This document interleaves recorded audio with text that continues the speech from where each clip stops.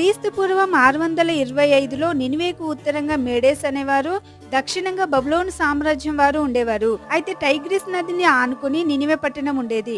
Tigris నది పొంగి పొర్లి ఆ నది ప్రవాహం నినివే ప్రాకారాలను బలంగా ఢీకొడుతుంది.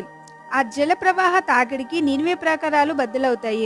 అది తెలిసిన బబులోనియన్స్ క్రీస్తుపూర్వం 612లో నినివే మీద దాడి చేసి గర్వించి నినివేను కాల్చి సమూలంగా నాశనం చేస్తారు. ఎంతగా పట్టణం నాశనం అవుతుందంటే కొన్ని తరాల తర్వాత కూడా అక్కడ ఒక పట్టణం ఉండేదని ఆనవాళ్లు కూడా లేకుండా అష్షూరియన్ సామ్రాజ్యాన్ని మొత్తాన్ని నాశనం చేస్తారు. ఈ సమయంలో అసూర్ బనిపాల్ కుమారుడు పరిపాలిస్తాడు. అష్షూర్ సామ్రాజ్యానికి ఇతడి చివరి రాజు. క్రీస్తుపూర్వం 605 తర్వాత బబులోనియన్స్ రాజ్యపరిపాలన మొదలవుతుంది. నదుల దగ్గర ఉన్న గుమ్మములు తెరవబడుచున్నవి, నగరు పడిపోవచ్చున్నదని నహోము ప్రవక్త ప్రవచించాడు. నినివే పట్టణ పతనాన్ని గూర్చి నహోము ప్రవక్త ప్రవచించిన 800 సంవత్సరాల తర్వాత నినివే నాశనం అవుతుంది.